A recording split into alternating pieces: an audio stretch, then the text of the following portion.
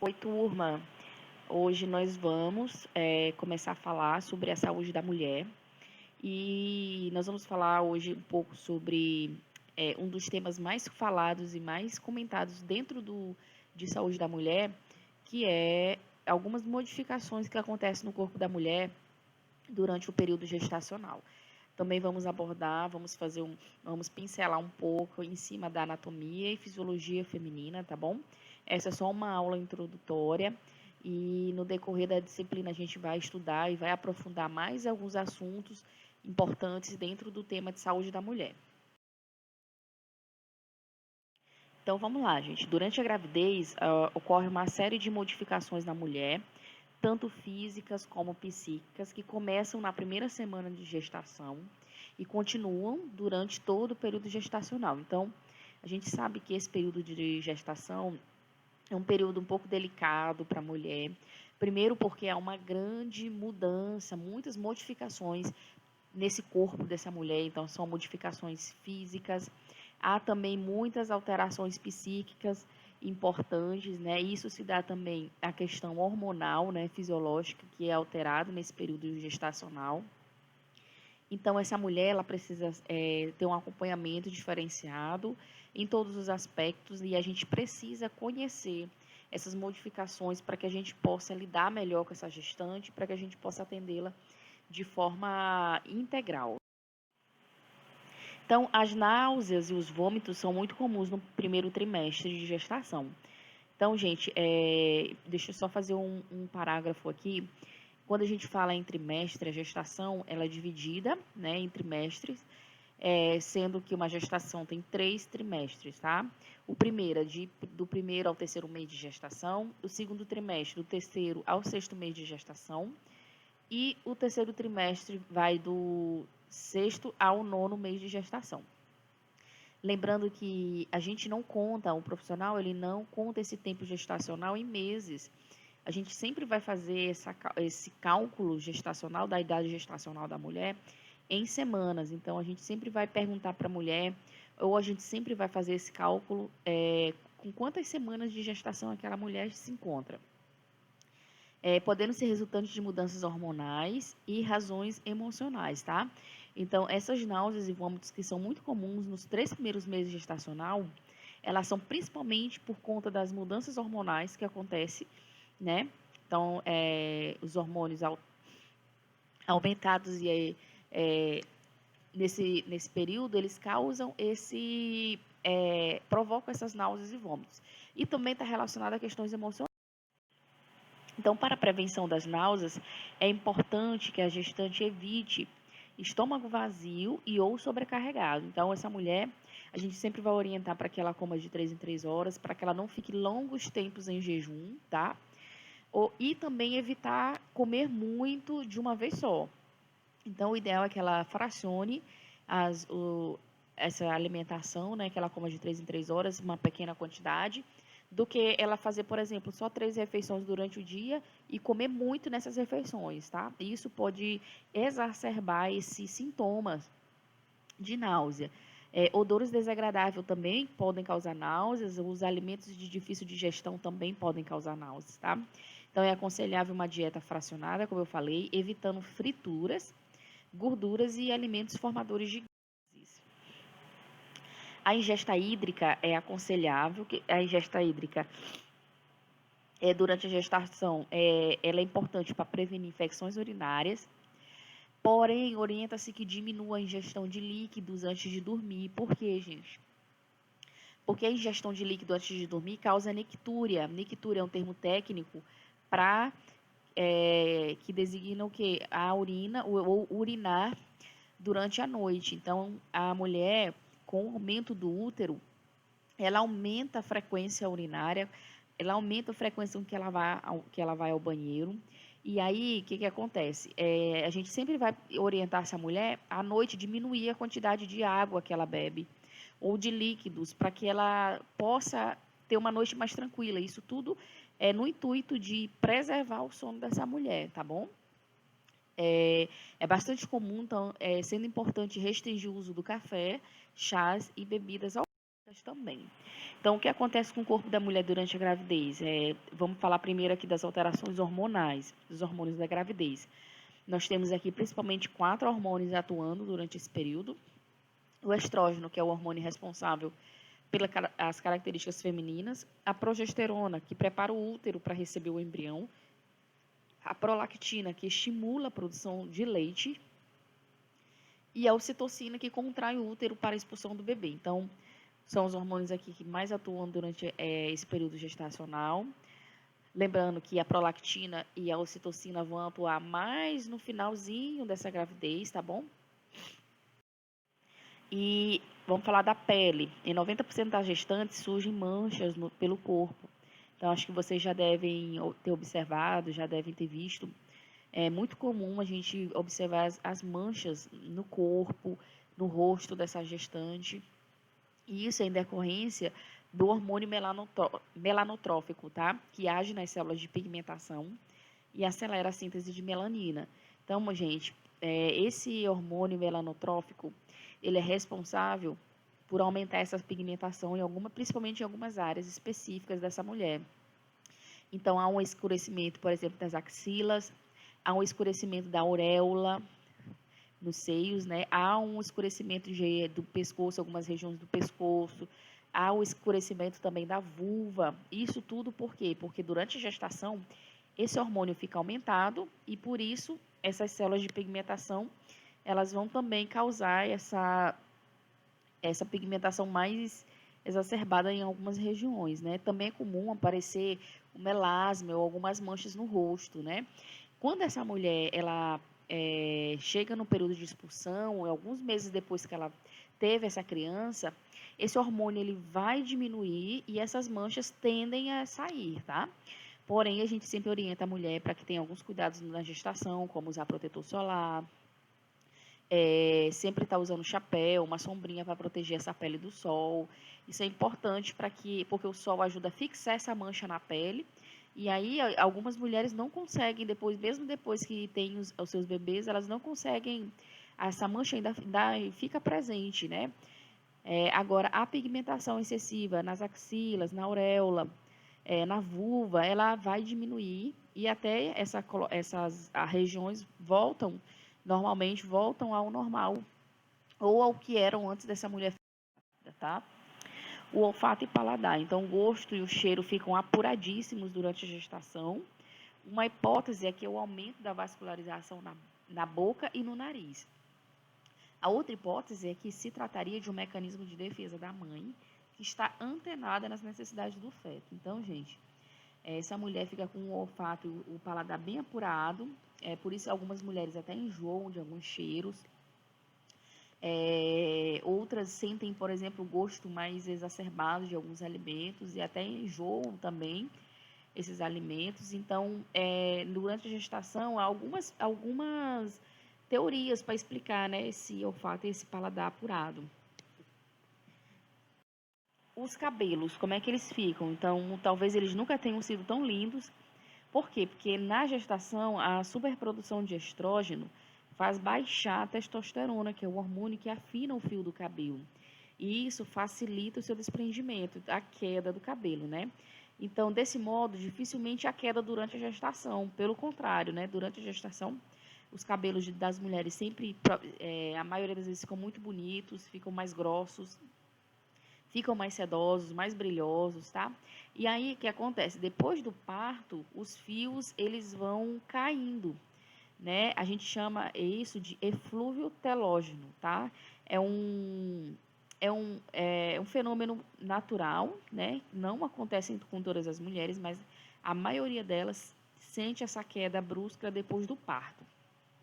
E durante a gestação, os cabelos ficam muito bonitos, ficam fortes, sedosos, tá? E isso tudo, gente, é uma questão hormonal, viu? As mamas, elas podem aumentar 3 vezes de tamanho. Isso porque as glândulas mamárias se proliferam, há maior acúmulo de gordura também, e a prolactina, que é o hormônio, né, que também é liberado na gestação, ela prepara tudo para a produção de leite, que começa depois do parto.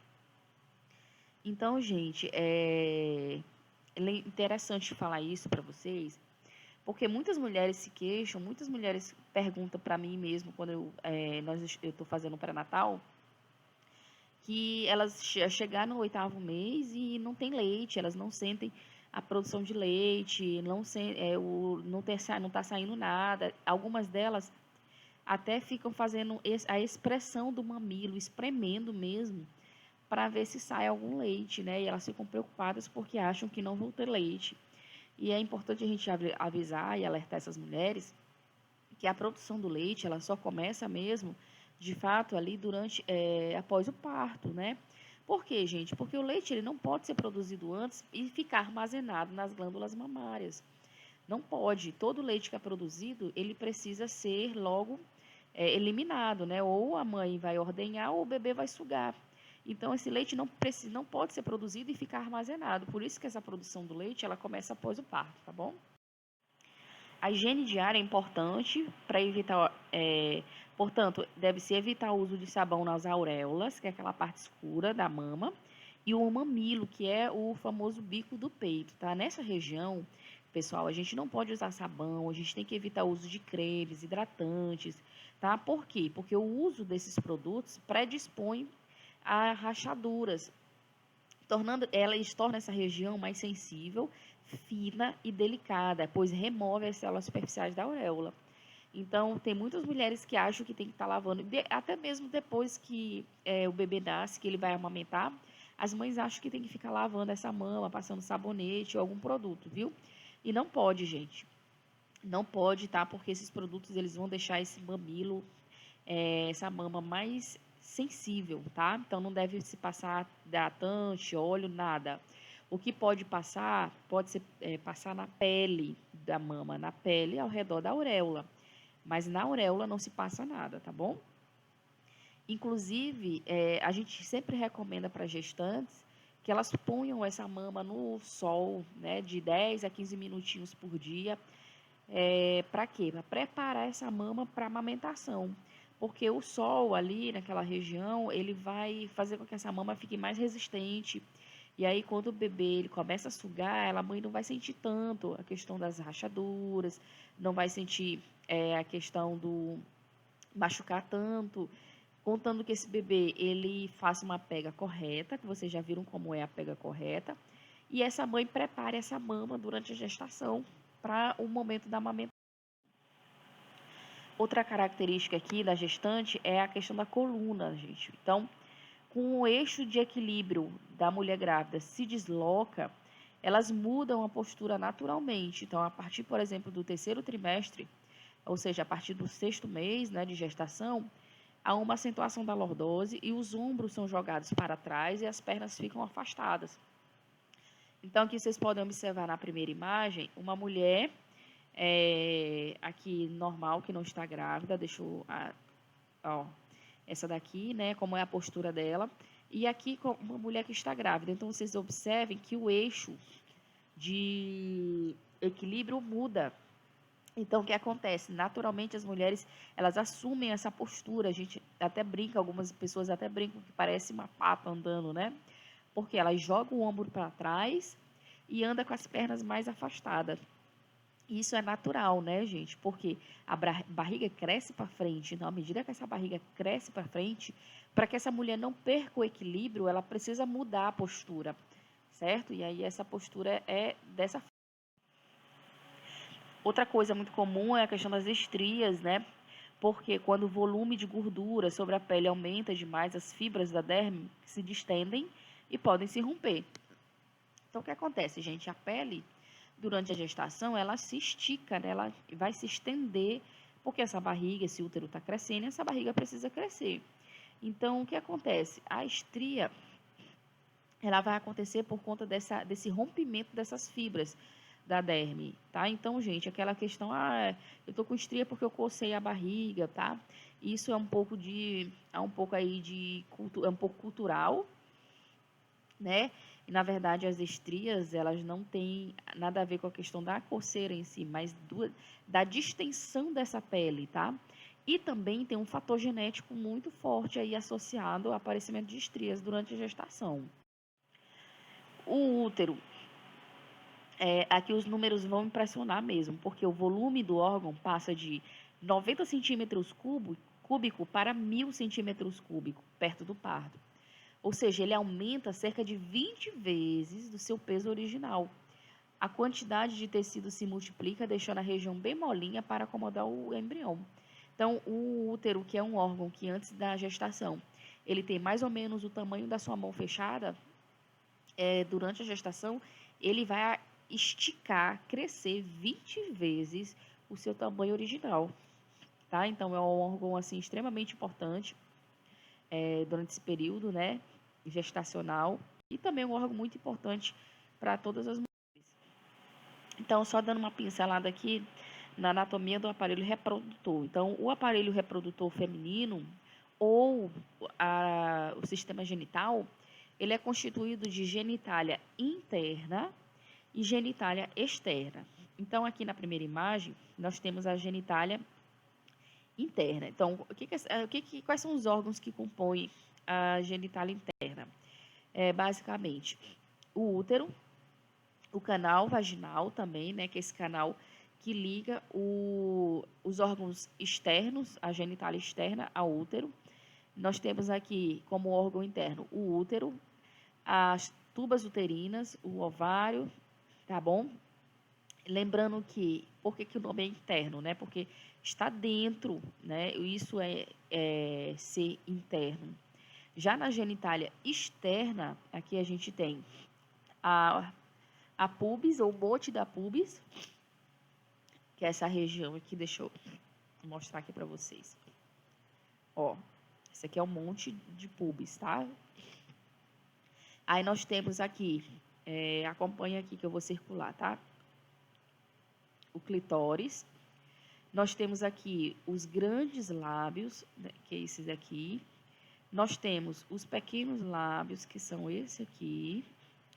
Aqui é o orifício vaginal, que é onde é a penetração aqui no momento da relação sexual. E logo acima nós temos o quê? O meato urinário, ó, bem aqui, por onde a urina sai. E nós temos logo aqui embaixo o ânus, ó, que é esse músculo aqui. Então, lembra que eu falei para vocês sobre a questão da infecção do trato urinário? Por que é muito comum infecção urinária nas mulheres? Observem, gente, como é próximo o ânus aqui do meato urinário.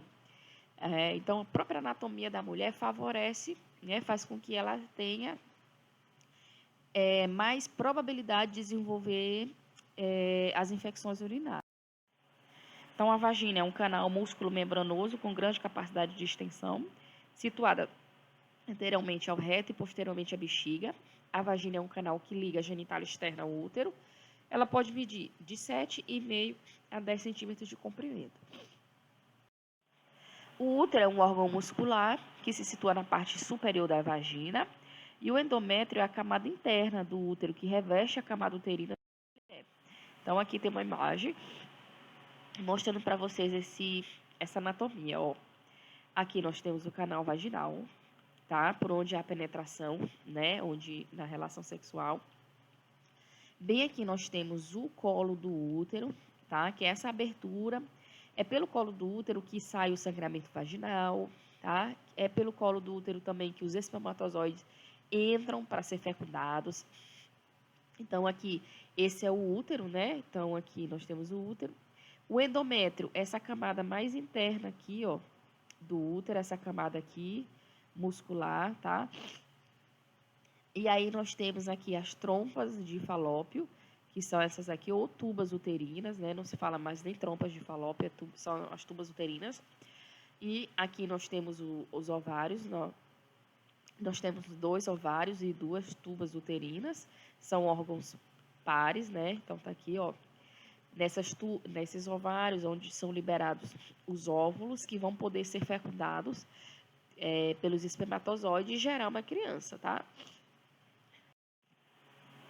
Então, a cérvix é o colo uterino, é a parte mais inferior do útero, que está em contato com a vagina. Lembrando que vagina é aquele canal músculo membranoso por onde há penetração, no momento da relação, e ela possui um canal que permite que o esperma penetre no útero e que a secreção menstrual saia. Então, como eu falei para vocês, aqui, ó, nós temos a imagem no colo, né?